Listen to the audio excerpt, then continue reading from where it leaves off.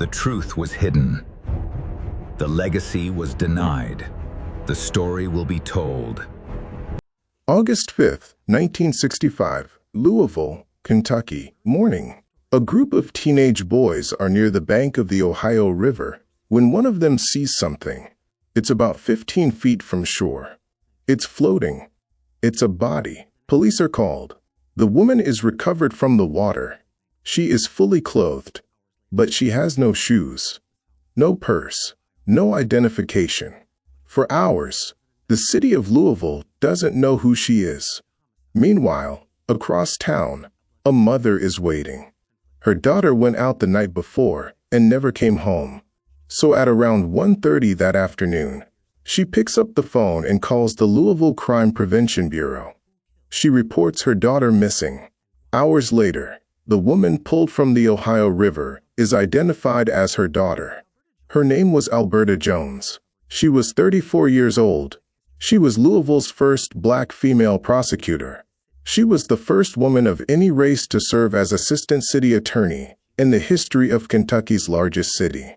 She had registered over 6,000 black voters.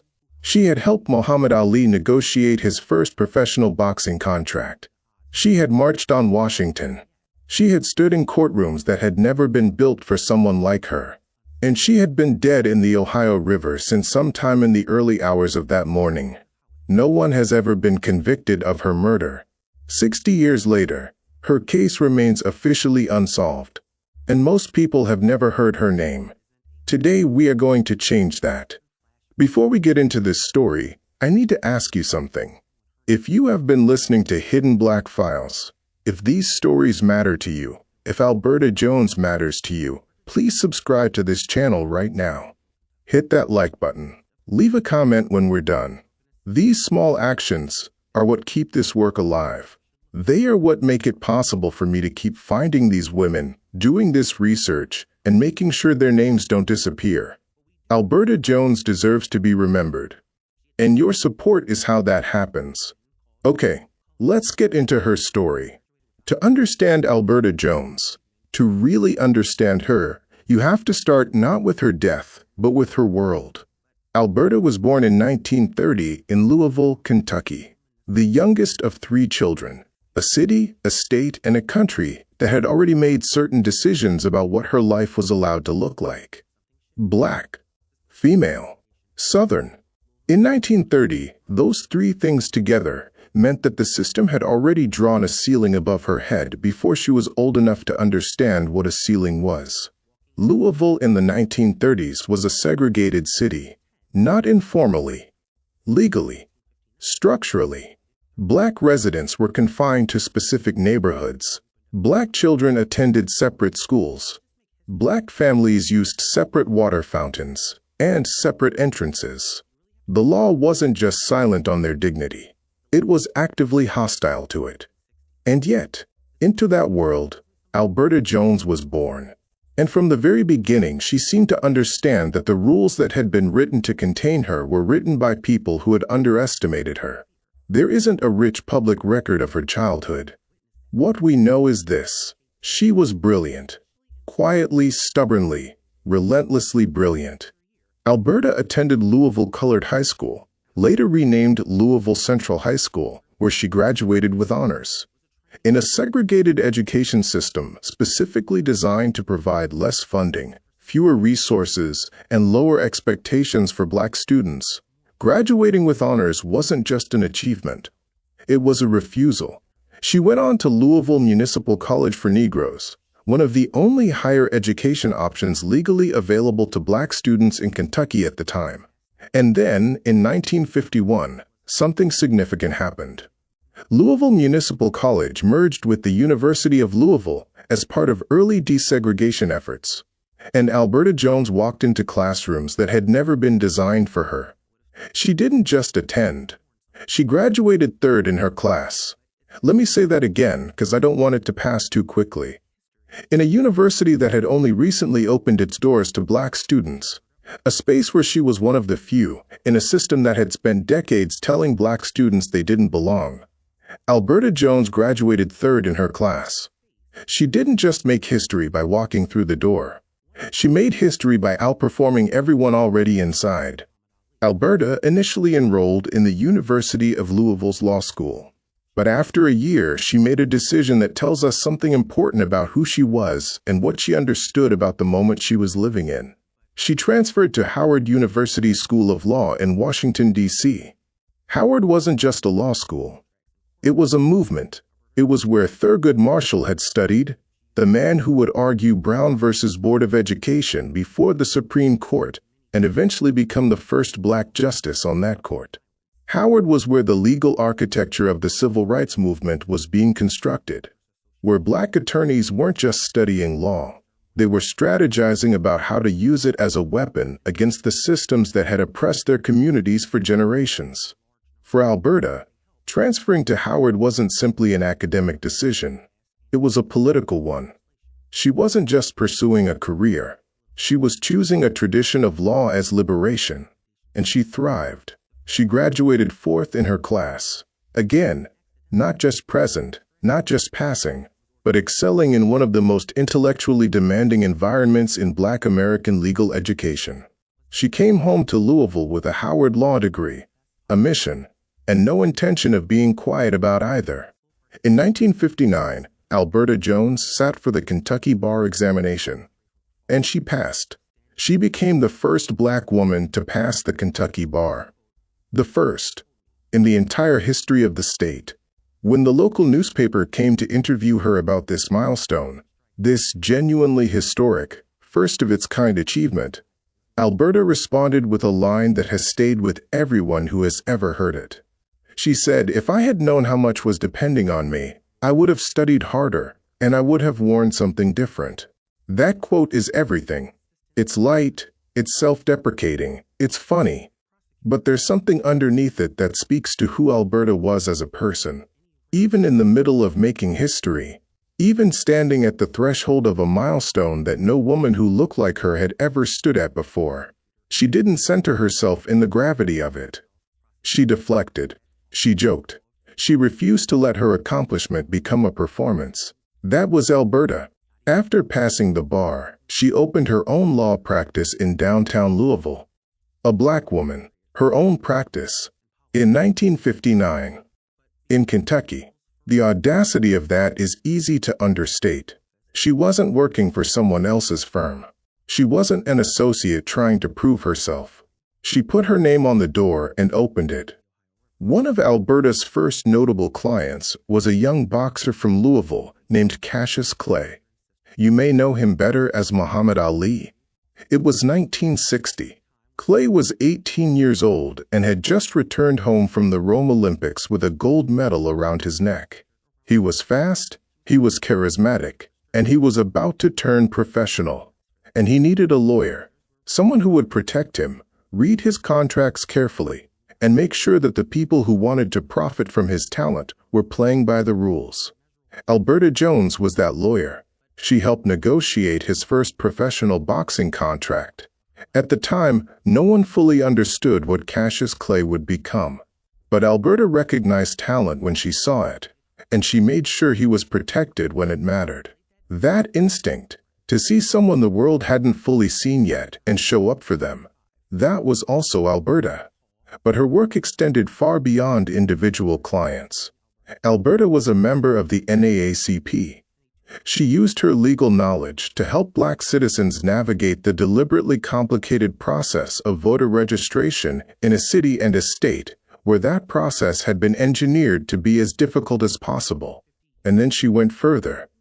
In the early 1960s, Alberta founded the Independent Voters Association, an organization whose specific mission was to register Black voters in Louisville and mobilize them as a political force. The results were concrete and documented. Alberta's organization registered over 6,000 Black voters. And in 1961, those newly registered voters showed up. They helped vote out a mayor and alderman who had refused to pass anti-discrimination legislation. And because of that political shift, Louisville enacted a public accommodations ordinance, the first of its kind in the state of Kentucky. She didn't just fight for rights in the courtroom. She engineered the political conditions that made rights possible. That was strategy. That was Alberta. In 1963, she stood in Washington, D.C., among the hundreds of thousands who marched for justice. She once said, "A lot of people told me, you've got 2 strikes against you. You're a woman, and you're a Negro. Yeah, but I've got 1 strike left. And I've seen people get home runs when all they've got is 1 strike." That wasn't bravado. That was evidence. By 1964, Alberta Jones had established herself as one of the most consequential black legal minds in Louisville's history. The city took notice. She was appointed Assistant City Attorney for Louisville, the first woman of any race to hold that position in the city's history. Shortly after, she was appointed Prosecutor for the Domestic Relations Court. Again, the first woman of any race, the first black person of any gender to hold that role. Think about what that looked like in practice. Alberta Jones, a black woman, the granddaughter of people who had lived under Jim Crow, the first black woman to pass the Kentucky bar, was now standing at the front of a Louisville courtroom with the authority of the state behind her. And the defendants she was prosecuting were often white men. White men who, not long before Alberta was born, would have lived in a Louisville where the idea of a black woman having legal authority over them was not just unthinkable, it was illegal. Alberta didn't comment much publicly on what it felt like to be first. She didn't need to. The fact that she was there, that she showed up, that she did the work, that she prosecuted the cases, was the statement. She had 6 months in that role, 6 months. Because on August 4, 1965, just 6 months after making that kind of history, Alberta Jones left her home and never came back. I want to pause here for just a second. We're about halfway through Alberta's story, and if you've made it this far, you already know why this case matters. A woman this brilliant, this determined, this consequential, and most people have never heard her name. That's exactly why this channel exists. If you believe these stories deserve to be told, please subscribe if you haven't already. Share this episode with one person who needs to hear it. And if you're watching on YouTube, drop a comment below. Tell me what you're thinking. It helps more than you know. Now back to Alberta. It is August 4th, 1965. A Wednesday evening in Louisville. Hot, the way Kentucky summers are. The kind of night that moves slowly. Alberta is at home with her sister, Flora Shanklin. This is not unusual. Alberta is 34 and unmarried. In a time when most women her age were expected to have husbands and children, Alberta had built her life differently. Her home was a place she returned to between the work. Her work was where she lived. The evening is quiet. There's nothing dramatic about it. Just another summer night. And then, late that night, the phone rings.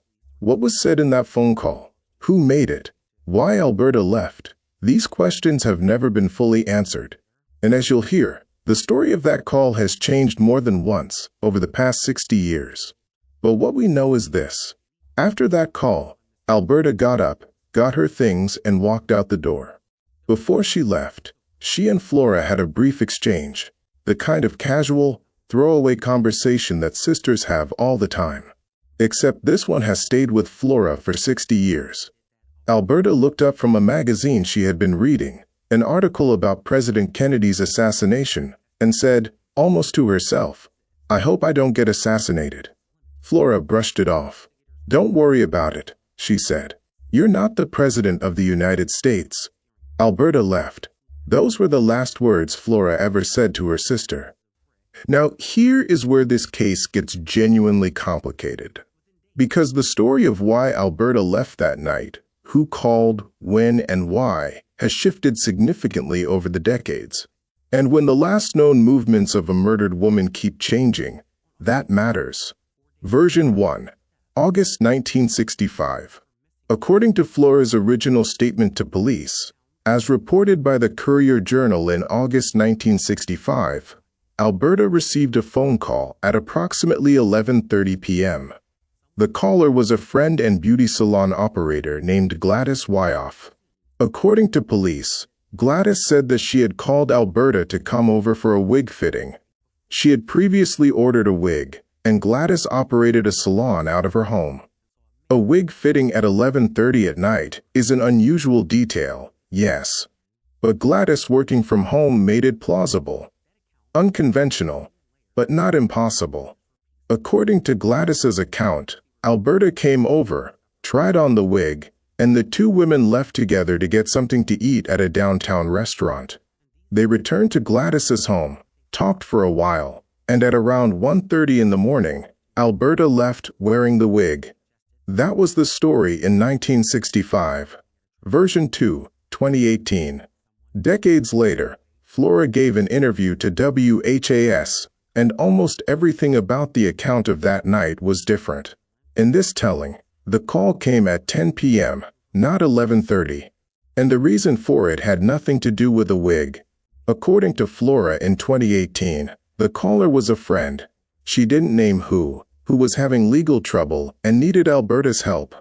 Alberta, as the newly appointed prosecutor, told the caller it was too late to do anything that night. And then, according to Flora, the caller said something that changed the conversation entirely. Since you've got this position, you've got so uppity that you don't have time for any of your friends. Alberta was sensitive about that. She had always been careful, deeply careful, not to let her success, her education, her title, create distance between herself and the community she came from. The fear of being seen as someone who had left her people behind was a real and tender thing for her. And so, after some hesitation, she agreed. She got up. She went. In one version, she left for a wig fitting. In another, she left because someone made her feel guilty about her success. Same night. Same woman. Completely different story. Those are not minor discrepancies. An hour and a half in timeline. A completely different reason for the call. A completely different caller. A completely different emotional weight to why she walked out that door. And there is one more shift. In November 1965, just 3 months after Alberta's death, reporting from the Courier-Journal stated something that had never appeared in earlier accounts. That Alberta had been the one to call Gladys, not the other way around. For years, the story had been that Gladys called Alberta. Now the paper was reporting the opposite, with no explanation for the change. In a case where the physical evidence ultimately led nowhere, the timeline of that night is one of the only threads investigators had to pull. And that thread has never been stable. On the morning of August 5, 1965, the teenage boys near the Ohio River see something floating 15 feet from shore. They call the police. The woman recovered from the water is fully dressed. But there are things missing. She has no shoes. She is not wearing the wig that Gladys said she had on when she left. Her dentures are gone, both upper and lower plates. Alberta was 34 years old and wore full dentures. They are not with her body. There is no identification, no purse, no jewelry. Though Flora would later note that Alberta didn't typically wear jewelry, so that may mean less than it seems. The 2 lacerations on her forehead are noted by the first officers on the scene. The coroner, in those initial hours, determines that Alberta died of drowning and, almost immediately, floats the possibility that the death could have been accidental. That theory lasts less than 24 hours.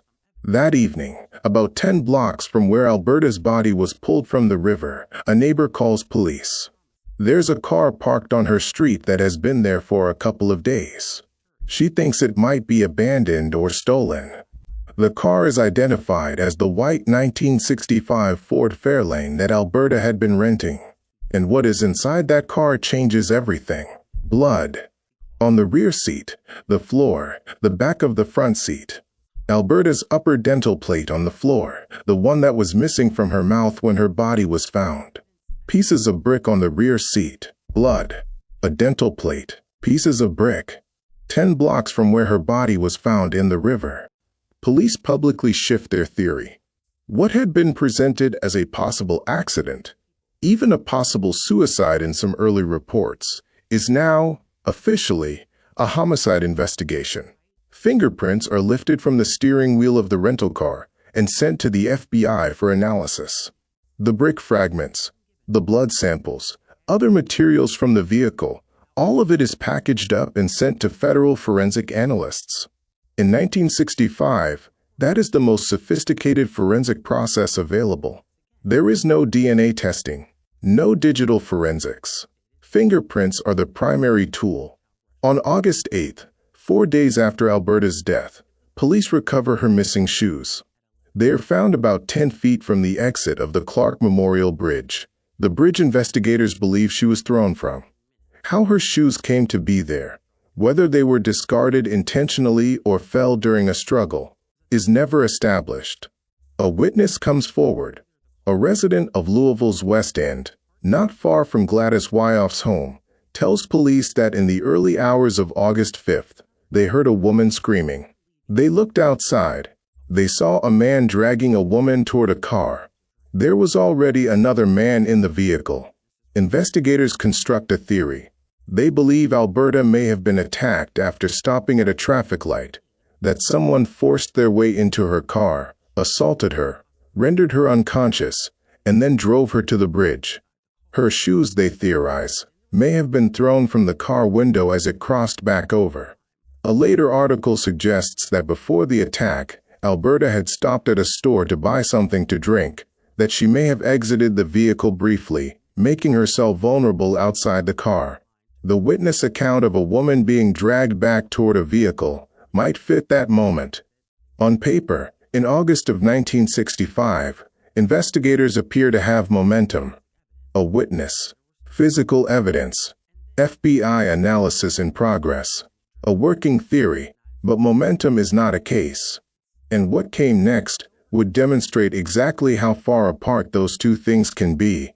In November 1965, the Courier-Journal reported on the formal findings of the coroner's jury. The citizens' panel convened to examine the cause of Alberta's death. Their conclusion: homicide by drowning caused by an unknown person. Unknown person. Despite everything that had been collected, despite the weeks of investigation, unknown. The detectives testified that the evidence sent to the FBI had been, in their words, determined to have no value. More than 30 items collected from the vehicle. None of them produced a usable result. Police reported that they had interviewed over 300 people. 300 interviews. No suspect. No charges. What the public didn't know at the time, and what only surfaced in later reporting, was that 2 suspects had actually been arrested in connection with the case. They were brought before a grand jury, and the grand jury declined to indict them. The evidence, they determined, was insufficient. Both men were released. Neither was ever publicly named. The case went quiet. In July 1968, 3 years after Alberta's murder, a purse was discovered lodged near the bridge. After 3 years in the elements, it was reportedly in relatively good condition. It belonged to Alberta. Inside, her wallet, credit cards, a $200 check made out to her, a partial dental plate, several keychains, no cash. Police told reporters that they had, again, what they described as real good suspects. They also admitted that they couldn't build a prosecutable case. The credit cards had not been used. The check had not been cashed. If robbery was the motive, whoever took Alberta's purse left behind everything with monetary value. The question of why was never answered. 13 more years passed. No arrests. No charges. In 2010, 45 years after Alberta's death, Louisville Metro Police made an announcement that stunned people who remembered the case. Cold case detectives said they had identified the man they believed was responsible for her murder. He was living in California. He had been 17 years old in 1965. He denied involvement. He failed a polygraph test. But polygraph results are not admissible in court. The detectives believed he was responsible. They said so publicly. And they also said that unless he confessed, there was nothing more they could do. Witnesses' memories had faded. Key investigators were dead. Physical evidence had deteriorated over nearly 5 decades. The case that could not be built in 1965 could not be built in 2010 either. He remains free, accused by cold case detectives, unnamed publicly, never charged, never tried.